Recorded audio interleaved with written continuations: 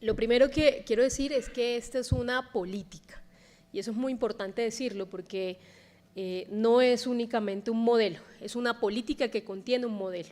Cuando hablamos del modelo de supervisión, en las discusiones y en las mesas de trabajo que hicimos al interior de la superintendencia, decíamos, bueno, aquí hay un procedimiento como modelo, un procedimiento de cómo debe la superintendencia hacer ese ejercicio de supervisión. Y presentamos, y yo creo que ustedes lo deben recordar, antes de nuestra llegada a esta superintendencia, presentamos el modelo de supervisión basado en riesgos, que creo que se presentó, si no estoy mal, me corrige Angélica, en el 2022. De lo que se trata esto es de una política que adapta ese modelo. Y esa es, digamos, la importancia, la relevancia que tiene esto, porque lo que presentamos hoy es un documento rector con lineamientos, con principios, pero también con el cambio de perspectiva de la vigilancia o de la inspección, vigilancia y control. La tarea fácil era cambiar los formatos. Para allá vamos. La tarea fácil era cambiar los formatos, pero cuando nosotros llegamos a la superintendencia nos dimos cuenta que ni siquiera el modelo presentado en el 2022 estaba interiorizado, no estaba todavía en el ADN, en el corazón, digamos, en el día a día de los supervisores, de los inspectores, y eso hace mucho más difícil el trabajo, porque es casi que tener acá un modelo bonito con unos indicadores que no baja, que no alcanza a llegar a ese día a día, a la visita de inspección, al procedimiento sancionatorio, a digamos, las mesas de trabajo, etcétera. Y por eso empezamos a hacer el trabajo desde donde es, mucho más complejo, pero creo que va a poder rendir los frutos que todos esperamos que tenga, y es ese cambio de visión. Y ese cambio de visión la empezamos hace ya casi 2 años. Nosotros llegamos en septiembre del 2023 y nos propusimos 2 cosas. Necesitamos un cambio de perspectiva, es decir, una política, y necesitamos un nuevo sistema que nos permita ¿qué? Que nos permita conocer realmente a las entidades y que nos haga más fácil ese relacionamiento con las entidades. Y ahorita les cuento por qué. Aquí me dijeron que ya estaba la presentación.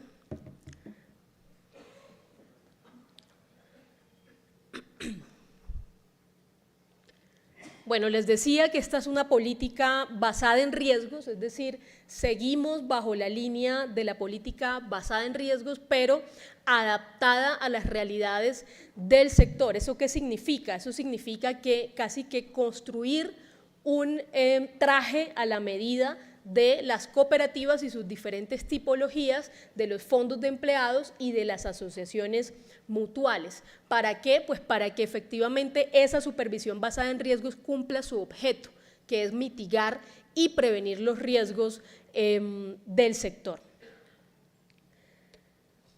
Entonces, la política tiene 6 fundamentos o 6 principios fundamentales. Primero, pues es el modelo como tal, el modelo de supervisión basado en riesgos. Segundo, es la incorporación de distintas metodologías de análisis. Y aquí quiero hacer un paréntesis para explicar esto. El ejercicio de la supervisión debe hacerse siempre bajo el diagnóstico, la segmentación y el conocimiento del sector y de cada una de las entidades vigiladas. Cuando en 2022 se presentó el nuevo modelo, el modelo basado en riesgos, teníamos unos formatos pues que los inspectores llenaban para complementar el perfil de una cooperativa. Y había un grupo de 7 personas encargadas de ese modelo de supervisión basada en riesgos, no la entidad, no la totalidad de las misionales, solo 7 personas encargadas de el nuevo modelo de supervisión basada en riesgos.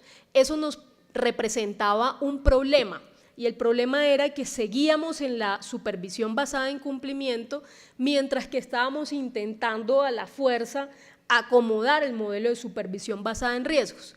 La decisión fue dejamos ya el modelo basado en cumplimiento y tenemos que entrar al modelo de supervisión basado en riesgos.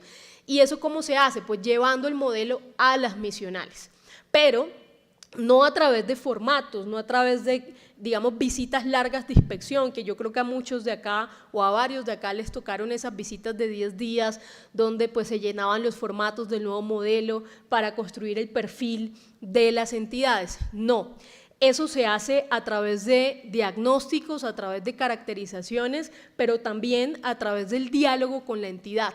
Y por eso ahorita tenemos mesas con directivos, tenemos reuniones, tenemos mesas de trabajo para ir incorporando dentro, o ir nutriendo dentro del expediente, dentro de la hoja de vida de cada entidad, pues el perfil de cada entidad. Por eso el modelo o por eso la política de supervisión orienta de que todas las decisiones de esta superintendencia tienen que tomarse primero bajo una segmentación y bajo una caracterización, no solamente de los sectores, sino de la entidad en particular.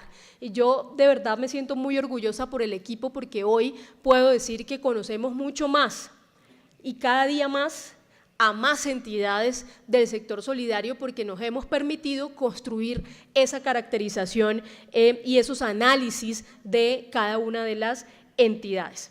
Por supuesto, la adopción de una perspectiva transversal en términos de gobierno, ya ustedes, digamos, lo he repetido en muchas ocasiones, los problemas arrancan y finalizan con problemas de gobierno, todo lo que tiene que ver con dificultades financieras, jurídicas, legales, etcétera, arrancan con decisiones relacionadas o conflictos relacionados con gobierno corporativo, por eso ahí le estamos poniendo, digamos, la lupa y sacamos hace poco la guía de buen gobierno con recomendaciones y con la obligatoriedad para nivel 1 de supervisión y ahorita más adelante hablaré de ese tema. Y por último, pero no menos importante, la posibilidad de que la superintendencia pueda avanzar en términos de modernización tecnológica. Nosotros no podemos exigirle al sector transformación digital si desde la superintendencia estamos completamente desconectados de esa transformación y de ese avance. Y eso lo que significa es no solamente el sistema que vamos a presentar el día de hoy, nuestro nuevo sistema ADA, sino que significa que en el largo plazo, o ojalá en el mediano plazo, podamos estar interconectados con los sistemas de las cooperativas, por ejemplo, de ahorro y crédito, que nos permitan una trazabilidad mucho más eficiente y mucho más cercana con cada una de ellas. Los objetivos de esta política son 3 puntualmente, 4 puntualmente, y aquí están. Primero, orientar las supervisiones hacia acciones de razonabilidad y de proporcionalidad, y de esto hemos hablado mucho. Esta era una deuda que tenía la superintendencia con el sector. Cuando llegamos todo el mundo nos decía esto, el sector es heterogéneo, es diverso, la superintendencia debe entenderlo, hay unas grandes, hay unas pequeñas, es lo lógico, es el sentido, digamos, común, pero adaptar la institucionalidad a eso realmente representa un gran reto, pues no solamente está la política, también hemos adaptado metodologías y también vamos a tener diferentes tipos de matrices para poder hacer un análisis digamos, alineado a esos criterios de racionalidad y de proporcionalidad. Y acá, digamos, el primer ejemplo de eso es esa segmentación, esa caracterización del nivel 3 de supervisión, que son más de 3.000 cooperativas, y la posibilidad de esas más de 3.000 cooperativas en el muy corto plazo tengan nuevos formatos como un primer paso para ir materializando esta política. Eso ya es una realidad, eso es un hecho.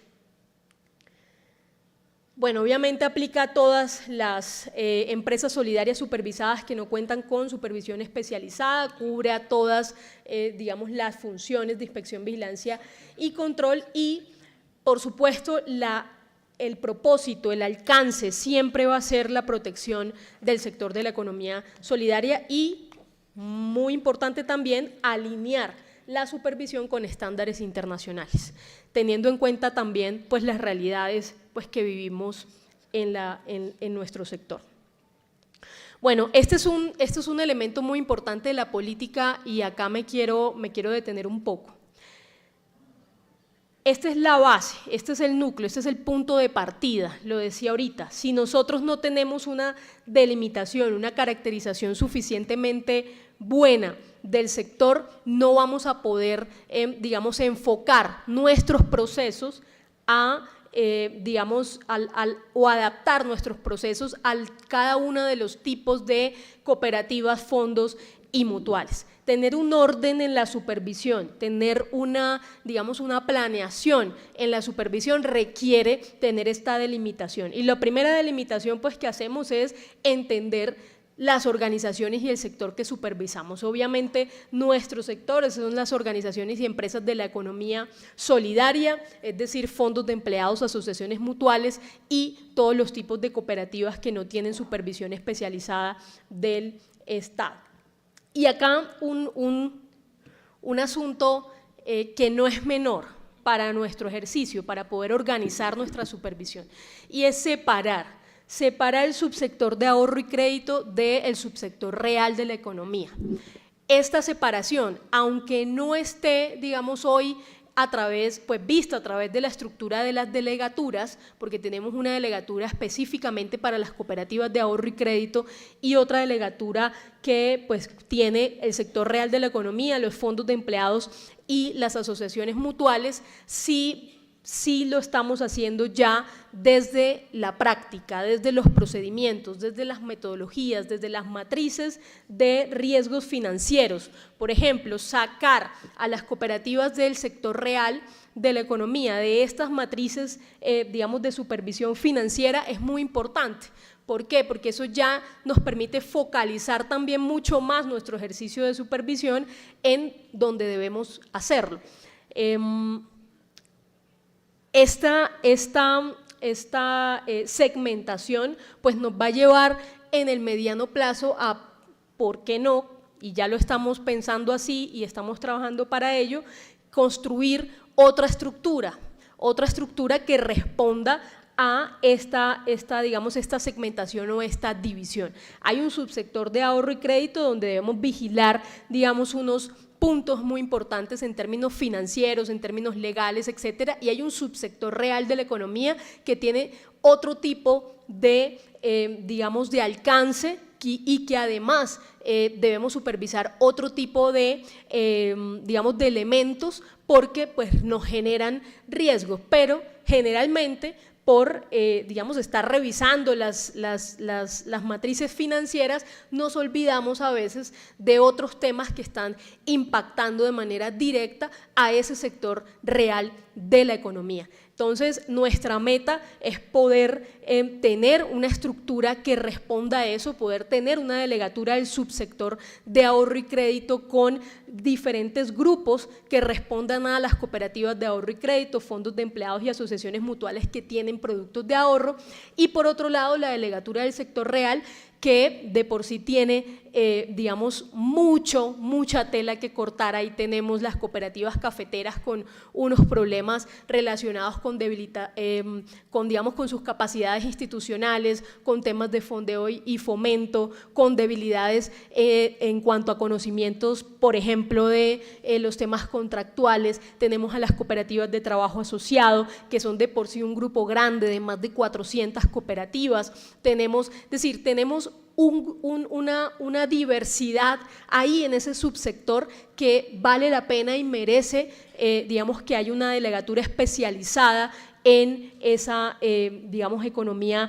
real, en las que no ejercen actividad financiera, y de este lado especializar mucho más al equipo de una delegatura, digamos, que asumiría este subsector de ahorro y crédito. Ahorita seguimos con las dos delegaturas, delegatura financiera y la delegatura asociativa, pero en la práctica, digamos, en términos de procedimientos, metodologías y la forma en cómo estamos encaminando la supervisión, ya tenemos divididos estos dos subsectores. Esto nos ayuda muchísimo más a generar cobertura de nuestra acción, digamos, supervisora.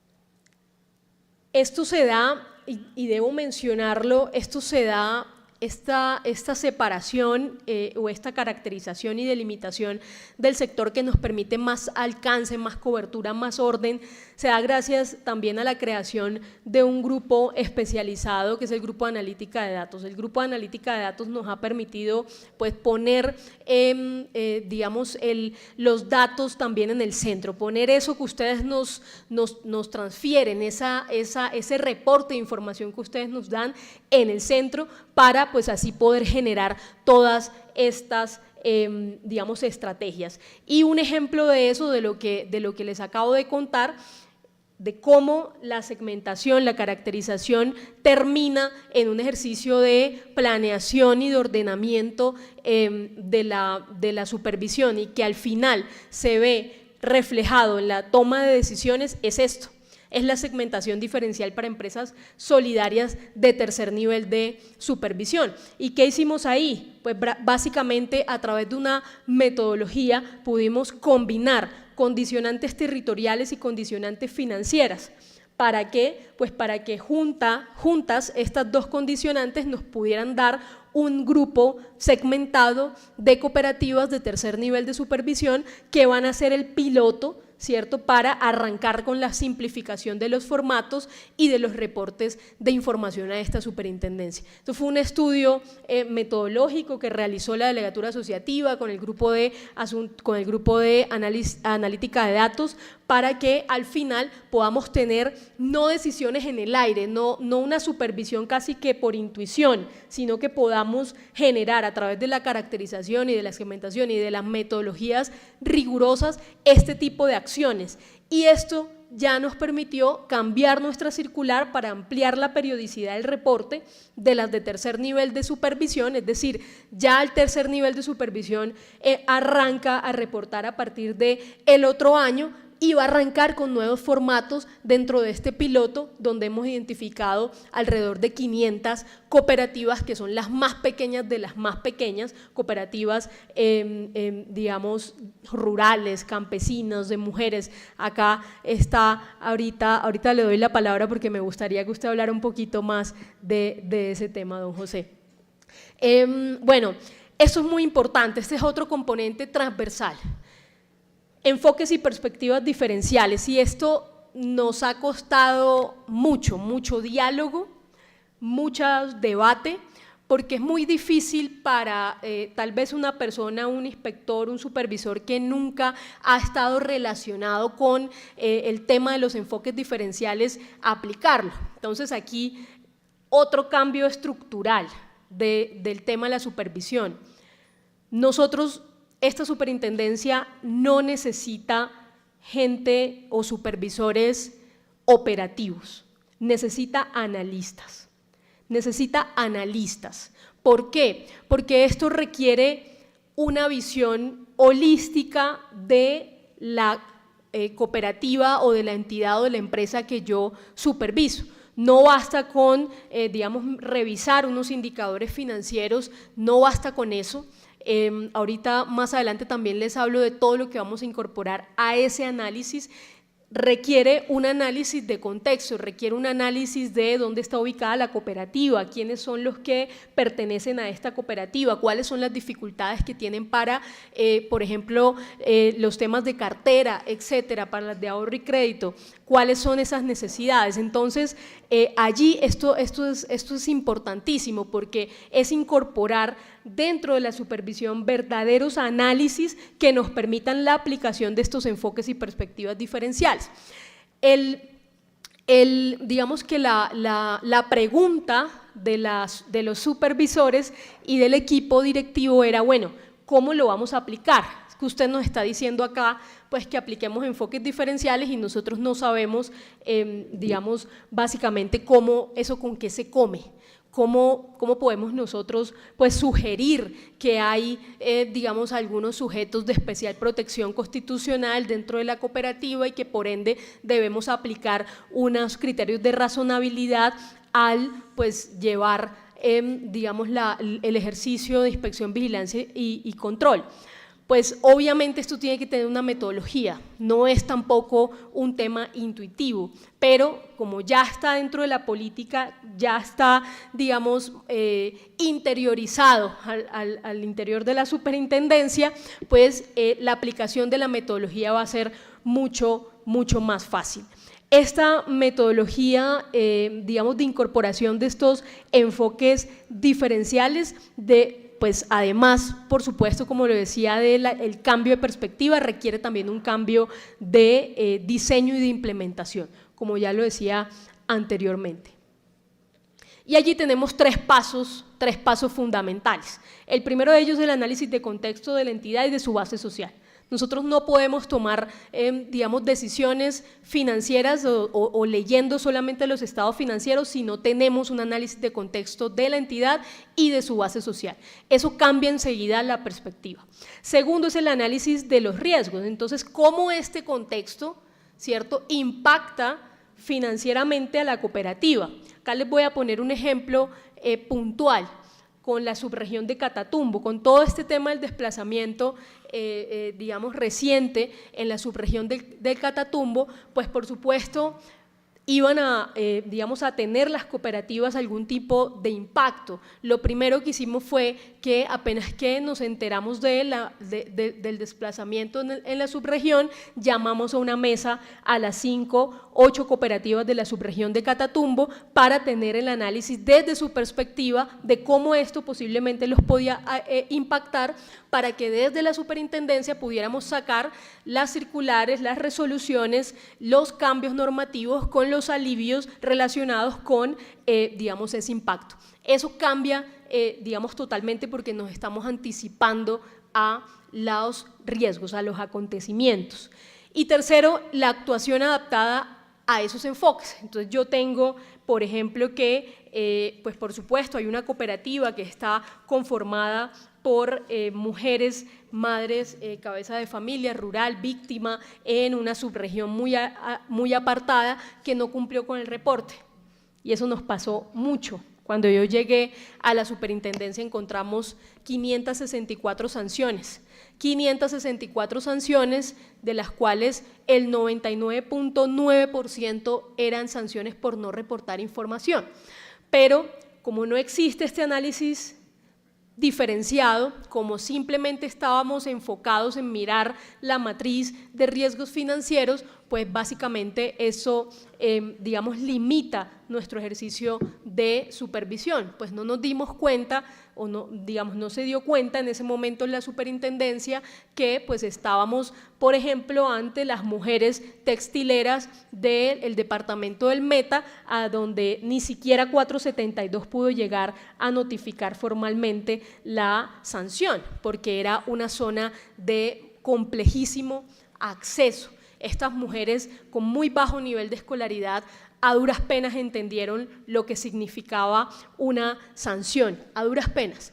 Gracias a Dios, bueno, y gracias al equipo de trabajo, esa sanción se pudo revocar, como muchas otras sanciones que logramos revocar, porque empezamos desde que llegamos a aplicar estos enfoques diferenciales en la supervisión. Entonces, ¿qué significa una actuación adaptada a los enfoques diferenciales? Pues el ajuste a canales de comunicación, por ejemplo, en términos de lenguaje claro.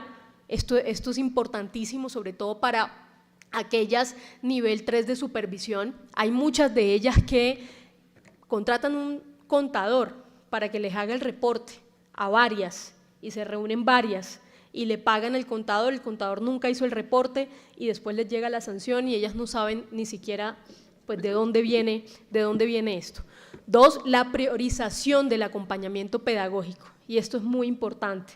Nosotros necesitamos, y ya lo estamos implementando, más acompañamiento, sobre todo para aquellas que desconocen la normatividad, sobre todo para aquellas que tienen difícil, digamos, acceso a la información. Hay regiones donde no hay conectividad a internet, donde no hay ni siquiera energía eléctrica. Entonces, teníamos ese tipo de sanciones a cooperativas donde estaban una cooperativa rural, tercer nivel de supervisión, en esta región y pues no hay energía eléctrica y no hay conectividad a internet, pero eso nuestros supervisores no lo sabían porque no estaba incorporado dentro de la política y dentro de la metodología. Y tercero, pues decisiones sancionatorias, si por supuesto es el caso, que reconozcan, digamos, la responsabilidad sin invisibilizar las condiciones sociales de cada uno. Listo. Bueno, entramos ahora a los temas de riesgos, porque esta es una política y un modelo basado en riesgos, adaptado por supuesto al sector, con la aplicación de enfoques diferenciales y unas metodologías adaptadas a eso. Esto es un cambio muy importante porque esto también significa que nosotros no vamos a la visita de inspección a buscar si usted cumple o no cumple con una política.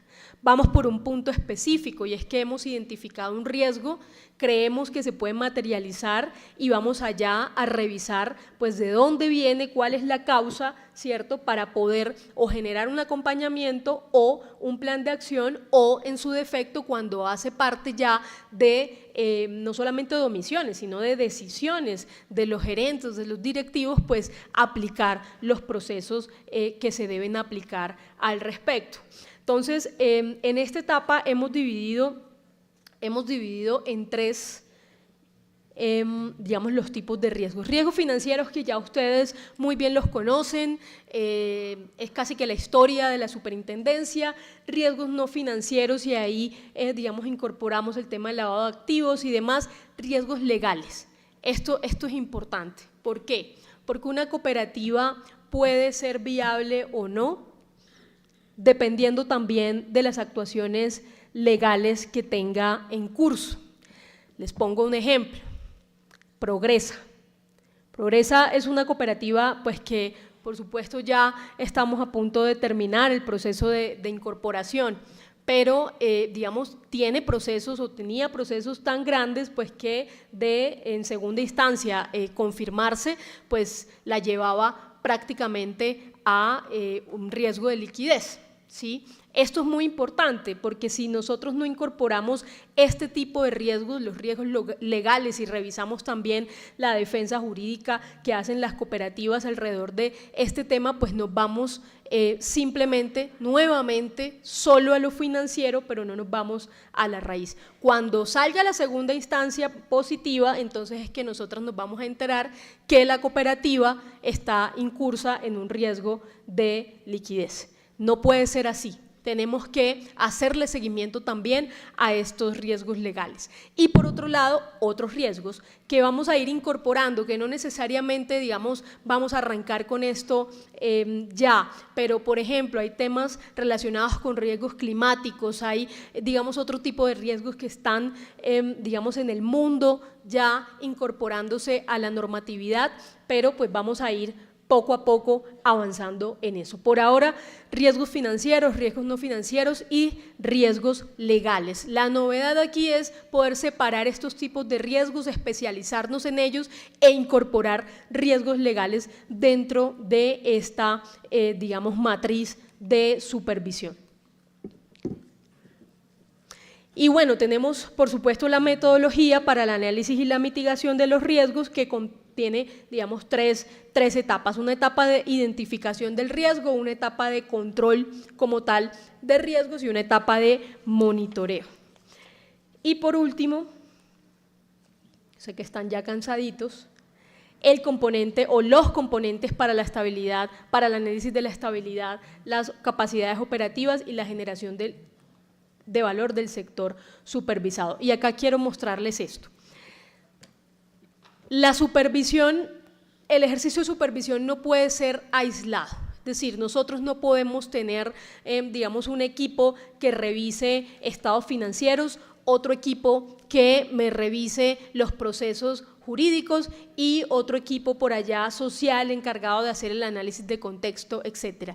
Esto tiene que ser digamos, unificado. unificado en un solo proceso. Por eso les decía anteriormente que el gran cambio y el gran salto es que nuestros supervisores no pueden ser operativos, tienen que ser analistas, que entiendan esto que está ahí, que entiendan este círculo, que entiendan para qué, porque también hay que darle un sentido a lo que hacemos. El sentido, por supuesto, es el fortalecimiento del sector, pero ¿para qué? ¿Para qué vamos a garantizar? El crecimiento y la sostenibilidad, la participación y la transparencia en términos de gobierno, pues por supuesto todas las buenas prácticas de gobierno, el balance social, que lo incorporamos a este ciclo, digamos, de supervisión. Entonces yo no me puedo quedar solo con la matriz de riesgos financieros, solo con la matriz de riesgos legales, sino que yo tengo que incorporar todo esto a un ciclo que me permita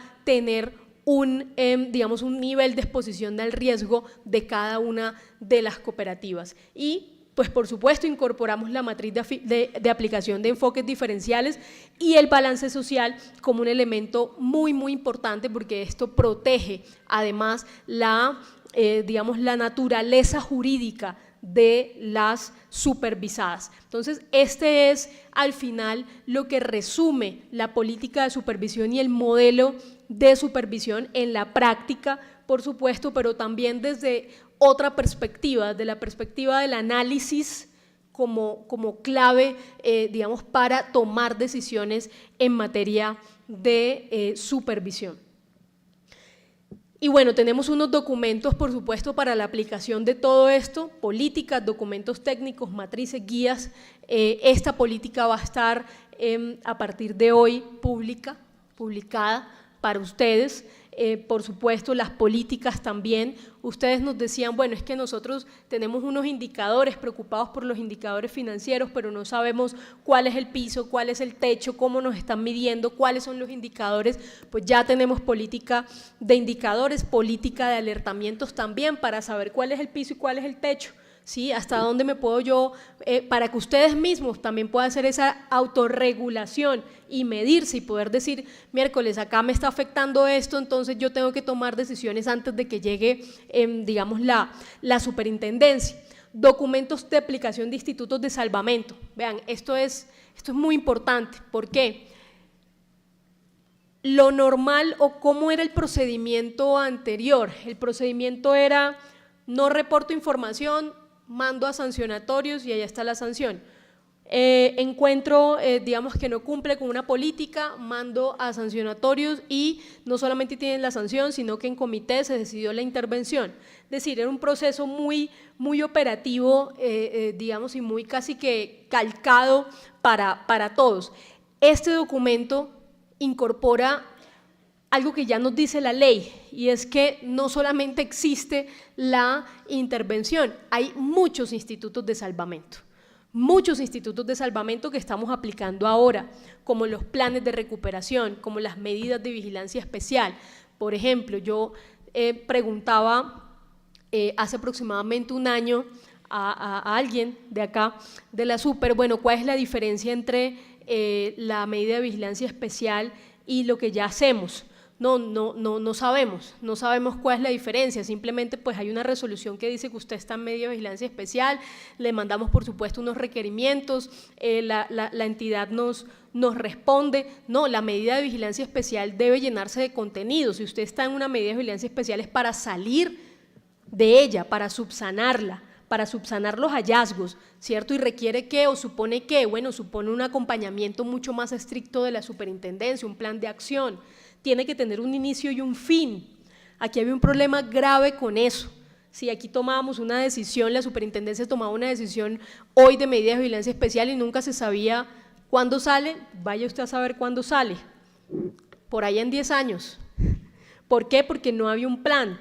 Usted está en una medida de vigilancia especial, ¿por qué? Porque tiene estos hallazgos, ¿cómo vamos a subsanarlos? ¿Qué acciones va a hacer? Hagamos un plan de acción y terminemos esto en un año.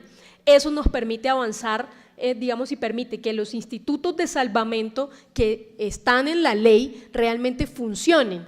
y realmente se apliquen. Y eso es lo que queremos con esta política y ese documento de institutos de salvamento. Matrices, por supuesto, porque todo esto pues requiere este análisis técnico, riguroso y la aplicación como tal, digamos, del modelo y de la política, y guías que van a ser básicamente la Biblia, digo yo, de los supervisores, ¿sí? ¿Cómo aterrizo eso de los enfoques diferenciales? ¿Cómo aterrizo esto de los criterios de proporcionalidad y razonabilidad?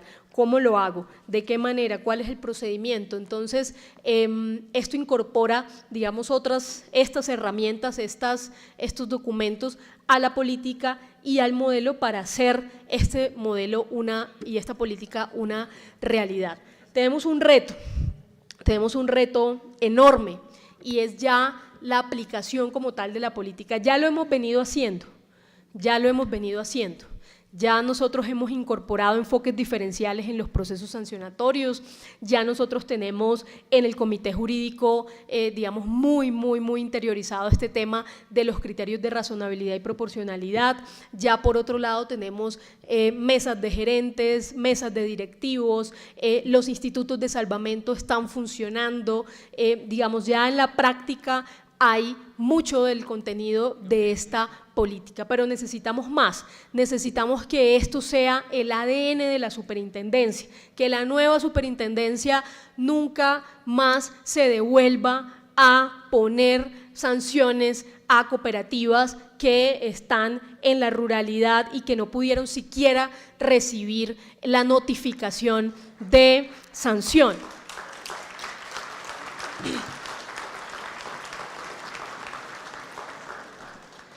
Porque vigilamos un sector especial, no vigilamos, digamos, cualquier sector. Vigilamos empresas que son la base de la economía popular, empresas que asocian personas de estrato 1, 2 y 3.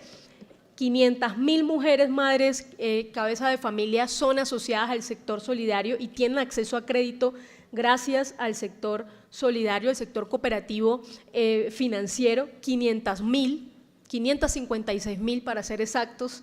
Es decir, nuestra supervisión tiene que proteger eso, no puede acabar, digamos, con eso. Y nuestra supervisión tiene que ser más técnica y más rigurosa, no porque, digamos, un día a mí me pareció que debíamos pues hacer esta visita, tiene que responder a unos diagnósticos, a una caracterización, a unos informes y a unas metodologías muy claras que nos permitan reducir. Yo le decía al equipo, yo sé que es imposible, pero yo quiero reducir al máximo la subjetividad, ¿sí? Al máximo. Yo sé que debe haber una parte de subjetividad, sobre todo para, digamos, analizar el contexto de las cooperativas, pero si nosotros tenemos criterios claros, todo va a surgir, digamos, de la mejor manera, de tal manera que esto tecnifica la labor de la superintendencia y nos hace, digamos, realmente eficientes en la cobertura que debemos darle al sector. Por último, para ya dar la palabra a la ingeniera Angélica, que viene con el nuevo sistema, quiero decir algo sobre el nuevo sistema. CICSES es una herramienta de 1998, y ahí hay un chiste porque pues yo nací en el 91, les cuento, me confieso. Yo nací en el 91, entonces yo decía, uy, pero es que CICSES está desde que yo tenía 7 años. Entonces eso me impresiona porque pues obviamente yo lo veo como hace mucho tiempo. Y tenemos muchos problemas con CICSES, relacionados sobre todo con la calidad del dato, relacionados sobre todo por lo que ustedes reportan, y para hacer el análisis de si efectivamente es un reporte exitoso, eso se hacía manual. Entonces, cada supervisor tenía que revisar o las personas tenían que revisar, imagínense 3.700 reportes, pues hay gente a la que nunca le llega si tuvo reporte exitoso o no, o nunca le llegaba, porque pues es humanamente imposible. Entonces empezamos a construir este sistema de información. Cuando llegamos a la superintendencia nos propusimos 2 cosas, la nueva política y el nuevo sistema de información, que hoy, gracias al trabajo del equipo de la superintendencia, estamos entregándole al sector. Entonces, nos pusimos a trabajar en este nuevo sistema. Por supuesto, el sistema, digamos, no va a ser perfecto de hoy para mañana, sobre todo porque ustedes tienen que adaptarse al sistema, ¿cierto? Pero les aseguro que vamos a tener una etapa de transición, es decir, no se alerten porque vamos a tener 6 meses de transición funcionando con el SICSES y el nuevo sistema, pero además esto nos permite cualificarnos. ¿Y por qué digo esto? Porque hay mucha información, sobre todo la relacionada, por ejemplo, con datos. Les pongo un ejemplo, no, el que hacía el reporte era mi contador y pues el que está ya registrado en la superintendencia es el correo del contador. Pues usted nunca va a poder entrar al sistema así, si no actualiza los datos de contacto y le crea, digamos, un correo a la cooperativa que se quede en la cooperativa y que no se la lleve el contador, porque el código, digamos, o la contraseña para ingresar al sistema, pues le va a llegar a ese correo.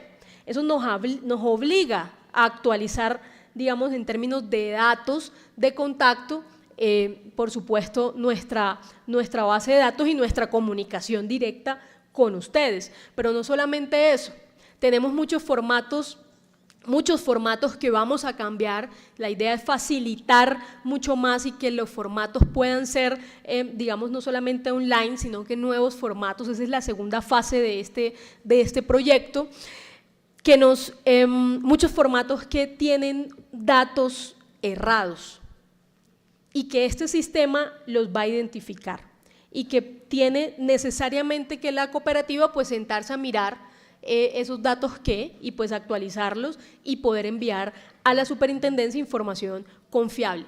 Eso no solamente es bueno para nosotros, sino también para ustedes, porque si nosotros tenemos la información real, del estado real, de las cooperativas, fondos y asociaciones mutuales, pues eso nos va a permitir hacer mejor nuestro trabajo de supervisar.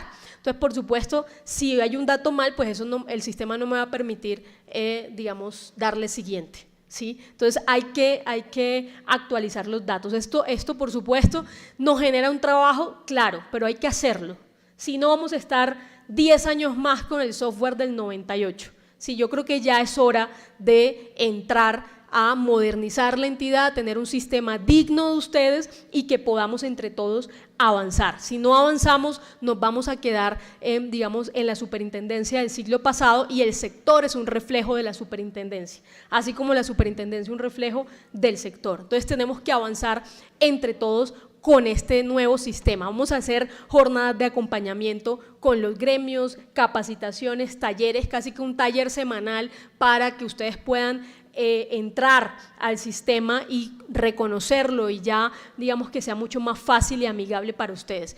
En ese sistema, en ese perfil, en ese portal, casi que en ese perfil que va a tener cada cooperativa ahí, van a encontrar los informes, van a encontrar, digamos, los documentos, los estudios técnicos, cómo vemos nosotros a su cooperativa, ¿cierto? Cuál va a ser, digamos, cuál es el tablero que tiene el supervisor, pero ustedes también lo van a tener. Entonces, ahí también, digamos, cualificamos mucho más la información que ustedes tienen, porque ustedes van a poder decirle a ustedes gerentes o equipo, a su equipo, mire, esto aquí me aparece un rojito, bueno, esto revisémoslo porque esto no lo tenemos nosotros, y así podemos hacer más útil la información que ustedes nos reportan, no solamente que si reporta o no para ver si sanciona o no, sino que realmente el reporte sirva para que ustedes puedan avanzar también en la mitigación de los riesgos. Yo dejo hasta ahí, agradeciéndoles de verdad muchísimo por, digamos, estar esta mañana y acompañarnos en este momento tan importante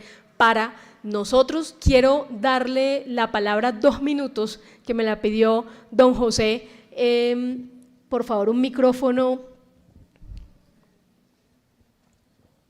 para luego pasar con la presentación del sistema.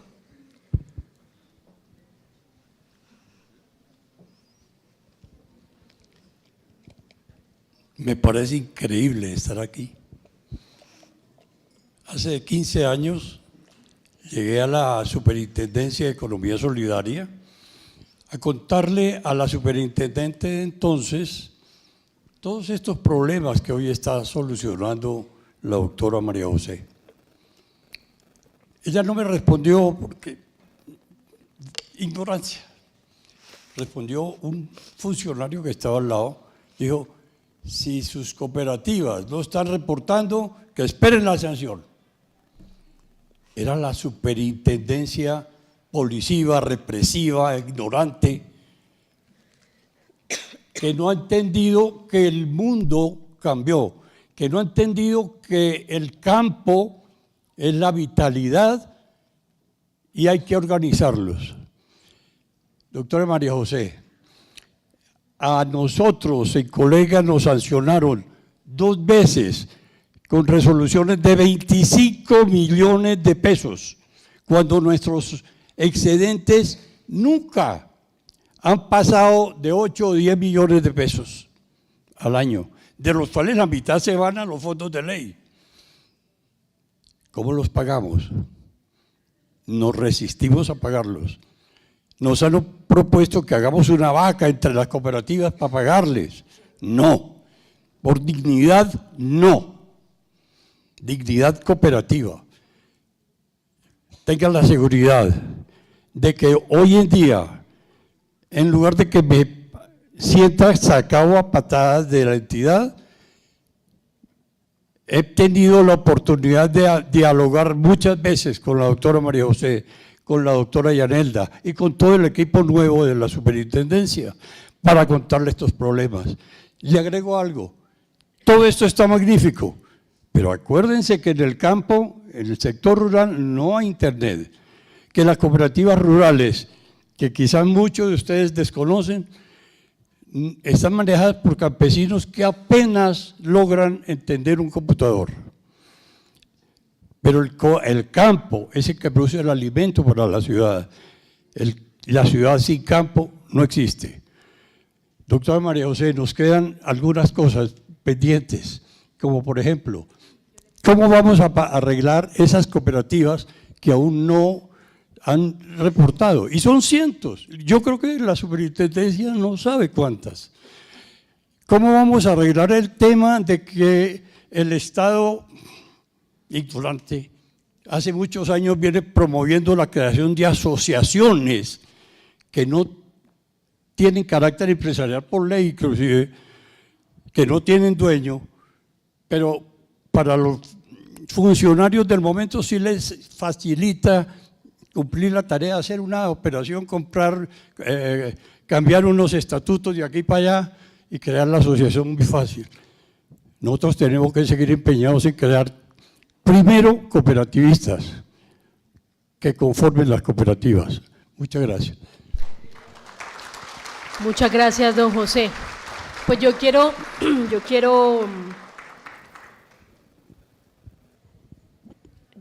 decirle a don José que las cooperativas que nunca han reportado, si son nivel 3 de supervisión, lo pueden hacer sin el miedo, digamos, a la sanción, porque eso también era otro tema. Entonces, yo me creé en el 2009, nunca he reportado, pero pues si reporto, es mejor que no me pillen. Sí, es mejor seguir acá en el anonimato.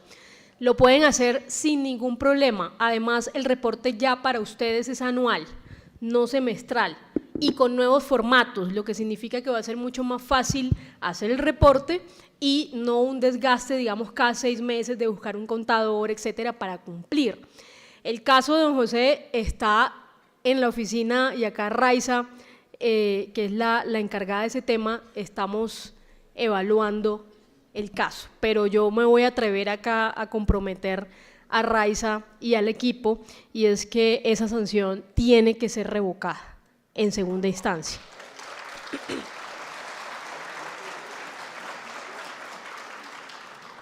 Debe ser revocada porque cuando mandaron la notificación fue ilegal. Seguramente. Correo certificado no tenía ninguna identificación y por lo tanto nuestros campesinos que manejaban el correo no lo abrieron porque corríamos riesgo. Muchas gracias, don José. Así será.